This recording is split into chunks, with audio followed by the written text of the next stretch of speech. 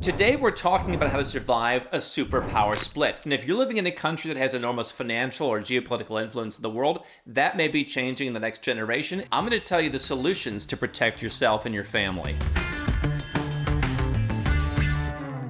So there was an article in The Economist which said exactly what Nomad Capitalist has been saying for years about this, which is analyzing the crafty countries that don't want to pick sides. In an increasingly multipolar world where no one country is as important, there are countries that have managed to remain somewhat neutral and do business and conduct trade. And those smaller countries may be very interesting when it comes to planting your flags, particularly when it comes to holding residence or having citizenship, because we're increasingly seeing that having a US passport not only subjects you to lots of restrictions on your ability to bank and invest overseas. Many investments, both in the traditional finance and crypto space, are totally off limits to Americans. But there are places where they just don't want Americans to invest because they just don't like them. Or there's certain countries that are saying, we don't want people from certain countries. And so it's going to become more and more difficult if you have one of these top quality passports, and yet you're not getting as much juice for that passport as you used to.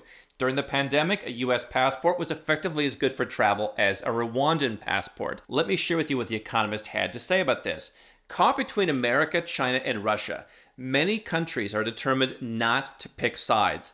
As the American-led order in place since 1945 fragments and economic decoupling accelerates, they seek deals across divides. This transactional approach is reshaping politics. And they show a chart of countries that have followed the model that we've talked about for about a year and a half now, which is the Russia-Ukraine war. This is not me declaring a side. We've talked about that before. But it shows the map of which countries are actively pro-Ukraine, which countries are actively pro-Russia. Most of the world is saying, we're just not involved in this. We are not aligned. We don't care. Sometimes that is, from my experience living in some of these countries, hey, listen, we're more interested in this war over here or that war, or why are you against these people? We're not paying attention to the war that you're paying attention to. We're paying attention to other stuff that impacts our people more. Sometimes the non-alignment is used for geopolitical reasons and for diplomatic reasons to be able to straddle the fence. And I think that there's an increasingly interesting reason for having citizenship in a country that doesn't bother everybody. If you look at, for example, Caribbean citizenship by investment, who is excluding or being upset by the Caribbean countries like St. Lucia or Dominica or St. Kitts and Nevis? Now, you're seeing the UK is starting to say, hey, we don't like the poorly run programs. So, for example, Vanuatu and Dominica have lost visa-free access to the UK, which has long been something that has been marketed through the citizenship by investment programs. Maybe a few banks don't like Caribbean citizens, but there's banks that don't like Americans, don't like British citizens, don't like almost anybody. And so what The Economist says is one way of capturing the sheer scale and heft of these non-aligned powers is through a Russian lens. Their sister organization, the EIU, analyzed the countries based on economic and military ties to Moscow. And 52 countries that comprise 15% of the global population, basically the West and its friends, lambast and punish Russia's actions. 12 countries laud Russia, and 127 states are in neither camp. Now, what's interesting to me about that is, again, maybe you say, hey, that number should be much higher on the pro-Ukraine side. Maybe you don't. But it shows that when you're watching the news, when you're talking to people, when you shape your entire perspective, it's being shaped based on that 15% of the Western world, what the Western politicians call the international community. This is not about the Russia-Ukraine war, and it's not trying to belittle anything there. What it's saying is your entire perspective on where you should bank, where you should be a citizen, where you should invest, where you should raise your family, where your kids might want to live, where the opportunities are in the future, is shaped by 15% of the world. Okay, we're the best 15% of the world. That's great. But look at the turn of the century. Look at how the US lost share as the world reserve currency. Look at how other countries are growing at 10 times the pace of some Western countries. And so The Economist says to get a handle on what this non-alignment really means, they looked at a narrower panel of the 25 biggest economies that have sat on the fence during this war, or wish to remain non-aligned in the Sino-American confrontation, or both. Members of this group, which they call the T25, the Transactional 25, are hugely varied in terms of wealth and political systems and include giant India and tiny Qatar. India is certainly the people much more Russia-friendly, but India to tiny Qatar. Yet they have some common ground. They are brutally pragmatic and have collectively become more powerful. They represent 45%, almost half, of the world's population, and their share of global GDP has risen from 11% in 1992 to 18% in 2023, more than the share of the European Union. So, within my lifetime, I remember sitting in a classroom in 1992, 1993, watching a video. The teachers show you, hey, here's the Chinese. They're riding on bicycles. Look at how less developed they are than we are. That's obviously changed since the 90s. And so you've seen a little bit less than double, 1.6, 1.7x, of the global GDP has shifted to these non-aligned countries. You've heard of India.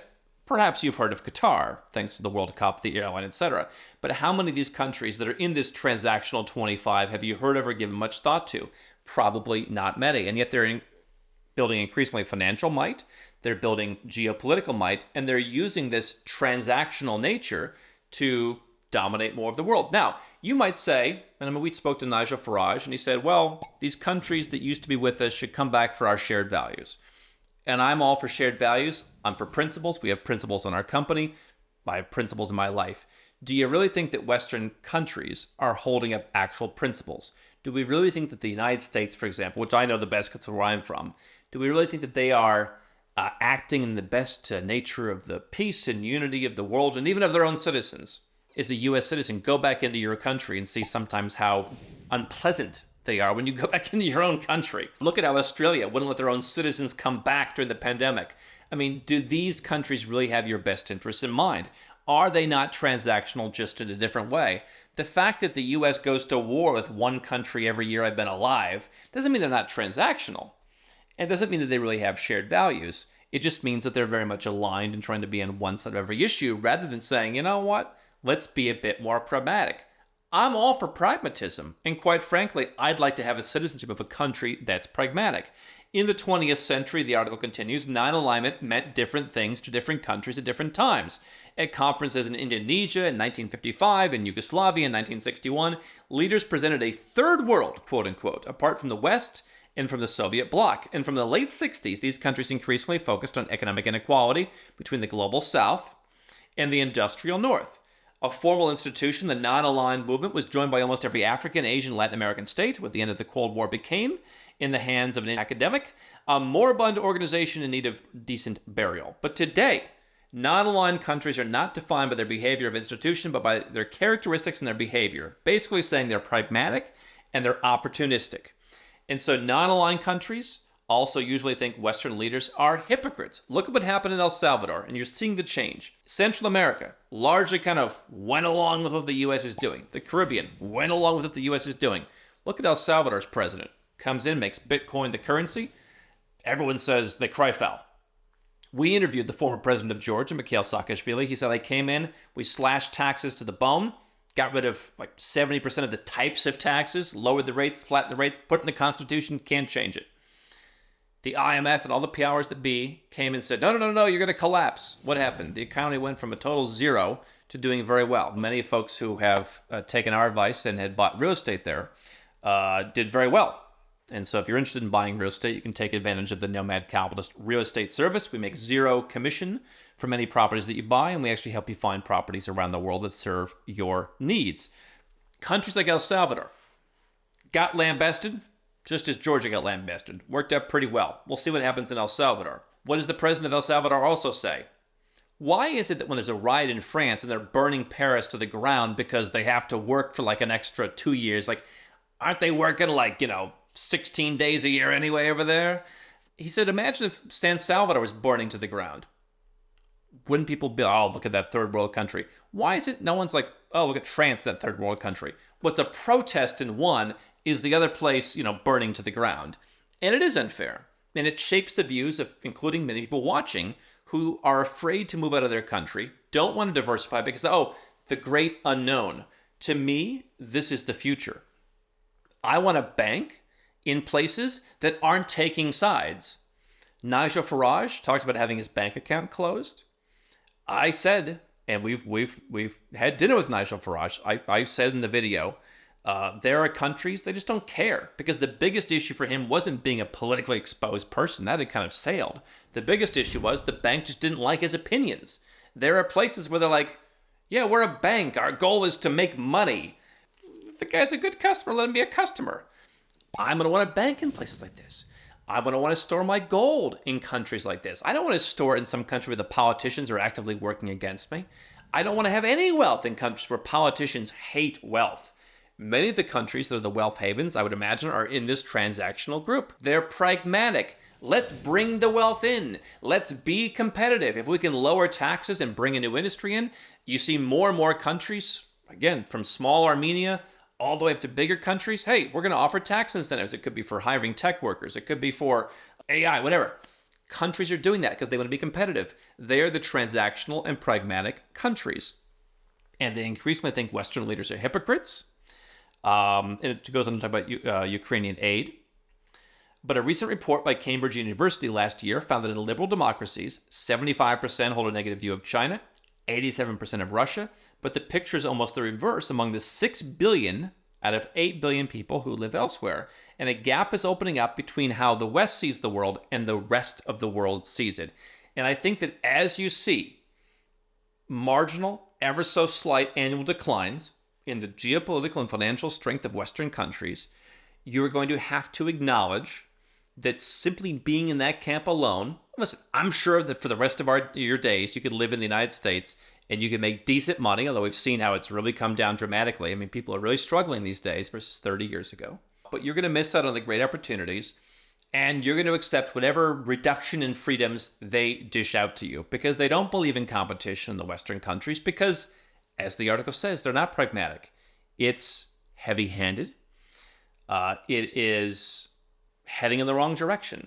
And so if 6 billion out of 8 billion people see the world differently than you do, it's increasingly difficult as the results are showing marginal declines in everything from the dollar's holdings in central banks to the economic freedom in Western countries, the personal freedom. At a certain point, you can't say 3/4 of the world is just dumb and they don't understand. They hate us for our freedom. You don't have any freedom. Your freedoms are rapidly going away in the Western world. And take it from me, someone who's been to over 100 countries, who's lived entirely outside of my birth country for a long, long time now. There's a feeling, even if it's not codified in a document, the US, we have the Constitution. That's hard freedom. Politicians often ignore the Constitution and then backwards rationalize it. But the soft freedom you find in many of the other countries in the world, you don't have the war on cash. You don't have the police coming around and bothering you.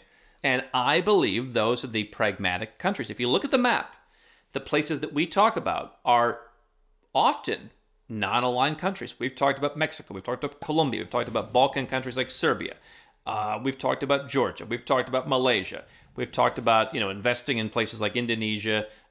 West Africa is coming up, still not there yet.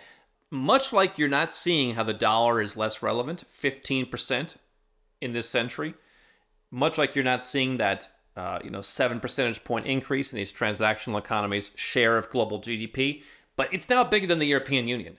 And what you're seeing whenever you see BRICS, whenever you see, hey, the UAE and India are going to start to get together, or this country and that country, Brazil and Argentina, whatever. That's these countries saying, we're tired of your system, and we're part of the 3/4 of the world that says we don't want to do that anymore. Now, you can sit by and say, let them do it. But I believe that having diversified banking in countries that don't judge you because you said Brexit is a good thing to make sure you protect your wealth. I believe that having another passport that gives you options to where no one country can just do its bidding without anyone to stop them to you is a good thing. That's what Nomad Capitalist helps people do. We certainly don't earn any points among the Western bureaucratic class. I had a consul tell me right here in the comments section, what you do is repulsive, basically, the transactional nature of it. But that's what's winning in the world right now. And if you think that your government is not transactional and doing things only to benefit the people in power, I think you're wrong. And so therefore, the response is talk to someone like Nomad Capitalist. We've helped our clients, if you want to move, 31 different tax-friendly countries. We don't just specialize in one country. We specialize in many. And we are the general contractor that manages the average 8 vendors that a client would need to make sure that they're legally in tax compliance while reducing their taxes, while getting a residence permit or two, while getting a second citizenship or two, while diversifying their banking to 2, 3, 23 different banks. And if you're not ready to move yet, then we can still help you set up Plan B residences, citizenships, bank accounts, brokerage accounts, investments. We're not investment advisors, but we can set up the facilities for you to do that. We have a network of lawyers and experts all around the world that facilitate that with us as the global contractor, the architect building it, the general contractor executing it. And you can come and say, here's what I'm concerned about. Here's what I'd like to accomplish. And rather than just going out and buying a passport from somebody who just sells passports like off the back of a truck, we take all the elements, we put them all together, we put out a plan, we execute the plan. You can go to nomadcapitalist.com and learn how that works. I have done it for myself. This is not me sitting in Fort Lauderdale telling you, you gotta freak out. I'm gone. I'm living the life I'm talking about. I can tell you, most of the things that people talk about that they're worried about in the West, I don't even see half the time in other countries. And if we see it a little bit, I know I'm diversified enough to protect myself. That's what you need to be aiming for, because you are going to see these marginal declines in the superpower status. Multipolarity, you want to be diversified when that happens.